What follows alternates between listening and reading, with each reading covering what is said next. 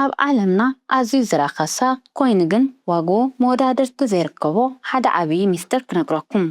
ነዚ ነገር እዚ መብዛሕትኦም ሰባት ከም ድኻም ወይ ድማ ከም ስዕረት ይቆፅርዎ። እቲ ሓቂ ግን ዓበይቲ ፈላስፋታትን መራሕቲ ኩናትን ንዓለም ዘንቀጥቅጥሉ ጥበብ እዩ። ጥበብ ስቕታ። ኣብ ናይ ሎሚ ቪድዮ ብዛዕባ እዚ ኣብ ዓለምና ኣዝዩ ዝረኸሰ ግን ድማ ዋግኡ መወዳደርቲ ዘይርከቦ ድንቂ ሚስጥር ስቕታን ነዚ ከም መሳርሒ ብምጥቃም ከመይ ጌርካ ሂወትካ ተቕይር ከም ትኽእል ዘርእዩ 7 ናይ ስቕታ ሓይልታት ብዝርዝር ክንርኢ ኢና። 7ቱም ዝነግረካ ሓይልታት ስቕታ ኣገደስቲ ስለዝኾኑ ነዚ ቪድዮ ክሳብ መወዳእታ ተኸታተሎ። ነዚ ቻነል ሓደሽቲ እንተደኣ ኮይንኩም ብዙሕ ቁም ነገር ስለትረኽብሉ ሰብስክራይብ ብምግባር ስድራናትና ኹኑ። ነዚ ቪድዮ ድማ ላይክ ብምግባር ጀምርዎ። ኩሉ ሰብ ናይ ገዛ ርእሱ ድምፂ ንምስማዕ ኣብ ዝቀዳደመሉ ብክርክርን ብዕላልን ኣብ ዝተጨናነቐ መዓልታዊ ዓውዓውታ ኣብ ዘለዎ ዓለም ኢና ንነብር። ሶሻል ሚድያ ሓዊሱ ድማ ኣብ ዙርያና ዘለዎ ሰባት ኩሎም ኣቓልቦና ንምስሓብ ይቃተሉ ኣለዉ። ኣብዚ ኩሉ ግን ከየስተውዓልናዮ እንዳደኸምና ሓይልና እንዳተፀንቀቐ ይርከብ። ምክንያቱ እቲ ዓብይ ሓይሊ ዘሎ ኣብ ዓውን ጫውጫውታን ዘይኮነስ ኣብ ስቕታ ስለዝኾነ እዩ። መብዛሕቲና ንስቕታ ከም ድኻምን ከም ዘይምፍላጥን ወይ ድማ ከም ምስዓር ኢና ንቆፅሮ። እቲ ሓቂ ግን ካብዚ ዝተፈለየ እዩ። ስቕታ ብልሕን ጥበብን እዩ። ካብ ዝኾነ ይኹን ዓውዓው ንላዕሊ ድማ ዝስማዕ ሓያል ድምፂ እዩ። ዓበይቲ ፈላስፋታትን መራሕቲ ኩናትን ኣብ ዓለምና ፅልዋ ዝፈጥሩ ሰባትን ናይ ስቕታ ዋጋ ኣፀቢቖም ዝፈልጡ እዮም። ናይዚ ቀንዲ ምኽንያት ዓበይቲ ውሳነታት ዝውሰኑ ናይ ፈጠራ ስራሕቲ ዝውለዱን ናይ ሓቂ ውሽጣዊ ሰላም ዝርከብን ኣብ ፀጥታን ኣብ ስቕታን ጥራይ ስለዝኾነ እዩ። ኣብ መንጎ ዕላል ፀጥታ ክሰፍን ከሎ ስለምንታይ ኩሉ ሰብ ዝድንግፅ ይመስለኩም? ከምዚ ዝኾነሉ ምኽንያት ስቕታ መስትያት ስለዝኾነ እዩ። ስቕታ ምስ ባዕልና ንክንጋጠም ይገብረና። ነዚ መስትያት እዚ ድማ ከም ጋሻን ከም ሰይፍን ክንጥቀመሉ እምበር ክንፈርሖ ኣይግባእን። ሎሚ ኣብ ንነብረሉ ዓለም ውሽጢ ስቕታ እቲ ዝዓበየ መሳርሒ እዩ።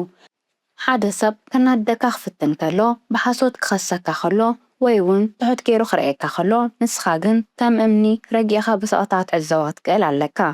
ከምዚ ብትገብረሉ ግዜ ድማ እቲ ሰብ ብናይ ገዛ ርእሱ ንዴት ክነድድ ክጅምር እዩ። እዚ ስቕታኻ እዚ ድማ ንዓይኒ ምንዳድ ምንም ዓቕሚ የብልከን ዝብል ትርጉም ይህቦ። ፀላእትኻ ድኽመትካ ክፈልጡ ይደልዩ። እዚ ድማ ካብ ናትካ ግብረ መልሲ እዮም ዝረኽብዎ። ንስኻ ብትዛረበሉን መልሲ ብትህበሉን ግዜ ሚስጥርካ ሓሊፍካ ናይ ምሃብ ዓብይ ተኽእሎ ይህልወካ። ስቕ ክትብል ከለኻ ግን ዘይትፍታሕ ግድል ኢኻ ትኸውን። ኣስተውዒልካ እንተደኣ ኮይንካ ኩሉ ግዜ ተዓዋቲ ቅድሚ ዓወቱ ስቕታ እዩ ዝመርፅ፣ ውጥኑ እውን ኣይዛረብን። እዚ ድማ ንዓወት ወሳኒ ስጉምቲ እዩ። ስቕታ ናይ ድኹማት መዕቆቢ ዘይኮነስ ናይ ብርቱዓት መዕረፊ እዩ። ሰባት ብዙሕ ዝዛረቡ ኣብ ውሽጦም ሰላም ስለዘይብሎም እዩ። ስለዚ ንስኻ ሓያል ንምዃን ሰላምካ ኣብ ውሽጢ ስቕታኻ ህነፆ። ስቕታ ማለት ኩሉ ነገር ኣብ ልቢ ምሓዝ፣ ኩነታት ምዕዛብን ትኽክለኛ ግዜ ክመፅእ ከሎ ግን ሒደትን ሚዛን ዝደፍእ ቃላትን ምድርባይ እዩ። ሕጂ ብቐጥታ ናብቶም 7 ሓይልታት ስቕታ ከሰጋግረኩም።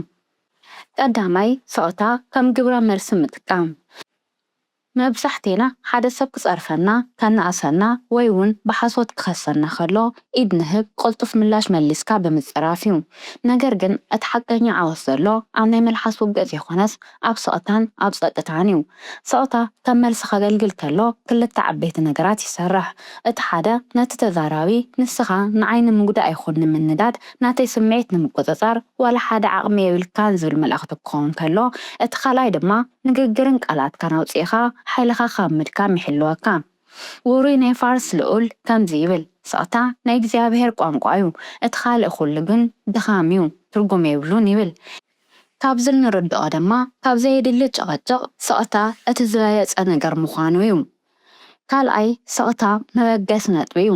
ኣብዚ እዋን ኩሉ ሰብ ፈላጤ ንምባል ይቀዳደም ኣሎ። ኩሉ ሰብ ናይ ገዛ ርእሱ ሓሳብ ንምትግባር ይጎይሎ። ኮይኑ ግን ናይ ሓቂ ጥበበኛ ዝፈሊ ክዛረብ ከሎ ካብ ምቕድዳም ንላዕሊ ንምስማዕ ብዘለዎ ድልውነት እዩ። ኣፍ እንትኸፈት ኣእምሮ እዩ ዝዕፆ። ሓደ ውሩይ ፈላስፋ ክልተ እዝንን ሓደ ኣፍን ዝተዋሃበና ካብ እንዛረቦ ንላዕሊ ዕፅፊ ንኽንሰምዕ ይብለና። እዚ ተፈጥራዊ ህያብ እዚ ዓብይ መልእኽቲ ኣለዎ። ጥበብ ዝጅምር እዝንና ክንከፍትን መልሓስና ክንዓፅን ከለና እዩ። ኣስተውዒልኩም እንተደኣ ኮይንኩም ፅልዋ ፈጠርቲ ኣብ ኣኼባታት ይኹኑ ኣብ መንጎ ዕላላት መጀመርታ ዝገብርዎ ነገር ስቕ ኢልካ ምድማፅ እዩ። ኩሉ ምስ ሰምዑን ናይ ኩሉ ሓሳብ ምስ ኣመዛዘኑን ድማ ኣብ መወዳእታ ሒደት ቃል ቃላት ይዛረቡ እታ ዝዛረቡ ዋሕዳት ቃላት ድማ ካብ 1000 ዋጭዋጭ ንላዕሊ ሚዛን ትደፍያ ስለዚ ንስቕታ ካብ መጀመርያ ነጥቢ ተጠቐመሉ ንመጀመርያ ግዜ ናይ ሓቂ ሰማዓ ኮይንካ ስቕታ ክትለማመድ ክትጅመር ከለኻ ዓለም ቅድሚ ሕጂ ሰሚዕካዮ ዘይትፈልጥ ሚስጥር ሕሹክ ክትብለካ እያ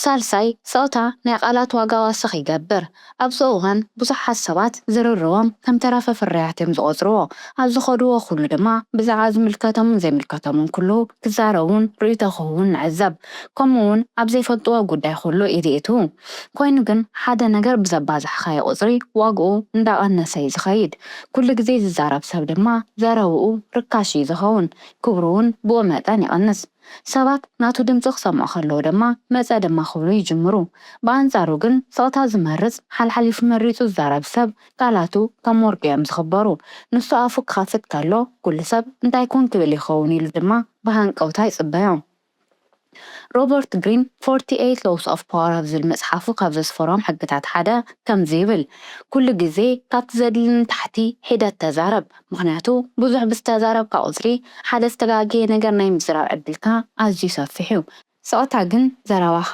ክቡርን ብርቅን ይገብሮ ይብል ራብዓይ ስቕታ መሰረት ውሽጣዊ ሰላምን ቅሳነትን እዩ ኣብዚ ሰዓት ዓለምና ብልዑል ናይ ቴክኖሎጂን ናይ ዲጂታል ዋጭዋጭታን ተወጣጢራ እያ ትርከብ ስልክና ድምፂ ይርብሽ መወዓውዒታት እውን ከምኡ ናይ ሰባት ሓሳብ ኣእምሮና ውሽጢ ድማ ይተረማመስ ኣብዚ ኩሉ ረብሻ ውሽጢ ድማ እቲ ዝዓበየ ነገር ነጥፍኦ ንሱ ድማ ናይ ገዛእ ርእስና ውሽጣዊ ድምፂ እዩ ስቕታ ንኣእምሮና ልካ ከም ናይ ድቃስ ዕረፍቲ እዩ ኣእምሮና ብዋጭዋጭ ክመልእ ከሎ ሓደሽቲ ሓሳባት ናይ ምፍጣር ክእለታ ይህልዎን ናይ ዓበይቲ ሳይንቲስታት ናይ ደረስቲ ናይ ሰኣልትን ናይ ታሪክ ተመራመርትን ታሪክ እንተዳሪእኹም ኮይንኩም ዓበይቲ ምህዞታት ዝርከቡ ኣብ ብሕትውናን ኣብ ስቕታን ውሽጢ እዩ ስቕታ ንኣእምሮና የፅርዮ ሓሳባት ድማ ንኽእከቡ ይገብር ከምኡውን ዝተሓኡ ናይ ፈጠራ ዓቕምታትና ንኽበራበሩ ይገብር ውሩይ ናይ ፊዚክስ ሊቅ ኣልበርት ኣንስታይን ናይ ብሕትውናን ናይ ስቕታን ሰዓት ምድጋም ናይ ፈጠራ ኣእምሮ የነቓቕሕ ይብለና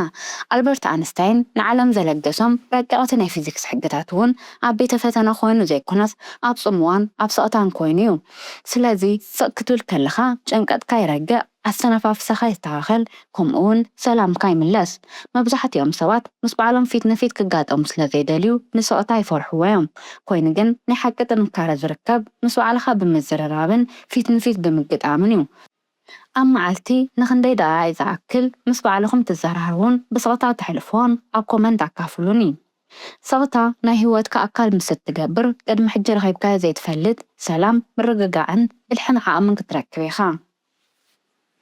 ሓምሻይ ስቕታ ጥንካረ እዩ ብዙሓት ሰባት ንስቕታ ከም ፍርሓት ከም ምስዓር ከም ምድካምን ይቆፅርዎ ምላሽ እንተዳኣ ዘይሂብካ ተሳዒርካ ኣለኻ ማለት እውን ኢሎም ይሓስብዎ ኮይኑ ግን እቲ ሓቂ ካብዚ ተፃራሪ እዩ ብዙሕ ምዝራብን ምትርኻርን ኩሉ ሰብ ክገብሮ ዝኽእል ኣዝዩ ዝቐለለ ነገር እዩ ንሓደ ኩነታት ብስቕታን ብትዕግስትን ምሕላፍ ግን ዓብዪ ርእስኻ ምቁፅፃር ዝሓትት ብርቱዕ ተግባር እዩ ስቕታ ውሽጣዊ ጭዋዳኻ ምሕያሉ ዘርኢ ምልክት እዩ ሓደ ሰብ ክፀርፈካ ከሎ ወይ ድማ ከናድደካ ከሎ ስምዒትካ ተቆፃፂርካ ንግግርካ ክትዓፁ ክትክእል ከለኻ ስቕታኻ ንዓኣቶም ከም መልሲ ከገልግል ከሎ ንዓኻ ከም ጥንካረ ይቁፀር ስለዚ ስቕ ምባል ባዕሉ ናይ ጥንካረ ምንጪ እዩ ምክንያቱ ስቕታኻ ማንም ሰብ ንዓኻ ብቐሊሉ ከነኣንኣካ ከምዘይኽእል ንዓለም ተርእየሉ ዓብዪ ሓይልኻ እዩ ሻድሻይ ናይ ስቕታ ሓይሊ ንስቕታ ከም ምርመራ ምጥቃምና እዩ ብዙሕ ግዜ ሰባት ክንፋለጥ ከለና ብሕቶ ኢና ነፋጥጦም ወይ ድማ ብዙሕ ብምዝራብ ንክቕበሉና ንፅዕር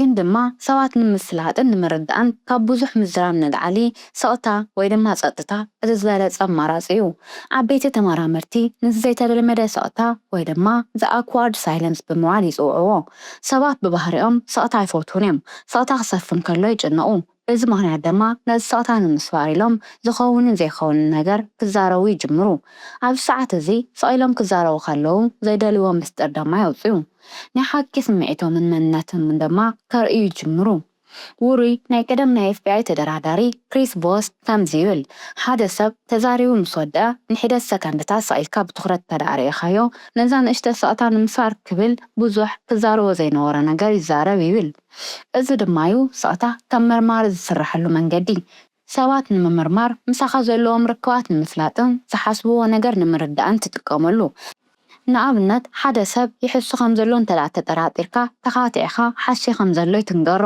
ከምኡ ካብ ምግባር ዘረብኦ ምስ ወደአ ምንም ከይተዛረብካ ዓይኒ ዓይኑ ረኣዮ። ሰቆታካ ኣደናቢርዎ ነቲ ጥርጣረ ንምጥፋእ ክብል ነገራት ከብራህርህ ክጅምር እዩ። ኣብዚ ግዜ ድማ እዩ እቲ ሓቂ ባዕሉ ዝወፅእ። ነቲ ጥርጣረ ንምጥፋእ ድማ ብዝርዝር ክገልፅ ክፍትን እዩ። ኣብ ናይ ንግግር መንጎ ድማ ነቲ ሓቂ ከውፅኦ እዩ። ሻብዓይ ንስቕታ ከም ናይ ስምምዕ መሳርሒ ምጥቃም እዩ። ብዙሓት ሰባት ኣብ እዋን ስምምዕ ብዙሕ ምዝራብ ምግላፅ ዝሓሸ ውፅኢት ዘምፅእ ምዃኑ እዮም ዝኣምኑ። ይኹን እምበር ኣብ ቢዝነስ ይኹን ኣብ ዝኾነ ስምምዕ መጀመርያ ስቕ ዝብል ዘይኮነስ መጀመርያ ዘረባ ዝጅምር ሰብ ናይ ምስዓር ዕድሉ ኣዝዩ ልዑል እዩ። እዚ ጥበብ እዚ ኣብ መሸጣ ዘ ጎልደን ሳይለንስ ወይ ከዓ ወርቃዊ ስቕታ ብምባል ይፍለጥ። ሓደ ናይ ንግዲ ሓሳብ ድሕሪ ምቕራብካ ዋጋ እንተደኣ ተዛሂብካ ድሕሪኡ ዝስዕብ ስቕታ ክትፃወሮ ክትክእል ኣለካ። ብዙሓት ሰባት ነታ ስቕታ ንሳ ክትፃወሮ ብዘይምኽኣሎም ጥራይ ናይ ገዛእ ርእሶም ዋጋ ትሑት ይገብርዎ ወይ ድማ ዘየድሊ ናይ ዋጋ ምንካይ ይገብሩ። ክልተ ሰባት እንዳተዛረቡ እንዳተደራደሩን ድንገት ኣብ መንጎ ክልቲኦም ስቕታ እንተደኣ ተፈጢሩ ቀፂሉ ዘረብኡ ዝጅምር ሰብ ሓይሉ የጥፍኡ። ብስቕታ ዝፀንሐ ሰብ ግን ሓይሉ ይዕብዩ። ምክንያቱ ቀፂሉ ዝጅመር ዝርርብ ኣቀዲምና ከም ዝበልናዮ ናይቲ ስቕተኛ ጥቕሚ ዘኽብር ድርድር ስለ ዝኸውን እዩ። ስለዚ ኩሉ ግዜ ኣብ ግዜ ስምምዕ ስቕታኻ ከም ሓይሊ ተጠቐመሉ። ሎሚ ዝጠቐስናዮም 7 ሓይልታት ስቕታ ብግቡእ እንተደኣ ተጠቒምካዮም ብርግፀኝነት ብዙሕ ነገር ክተተርፍ ኢኻ። ካብዞም ሎሚ ዝጠቐስናዮም 7 ሓይልታት ስቕታ ዝበለፀ ኣየናይ ፈቲኹምዎ ኣብ ኮሜንት ፀሓፉልና ኢኹም። ኣብ ቀፃሊ ብዝበለፀ ጠቓሚ ምድላው ንኽንረኸብ ሳብስክራይብ ብምግባር ስድራ ናትናኹኑ። ኣብዚ ዘለኹምዎ ሰሰናዩ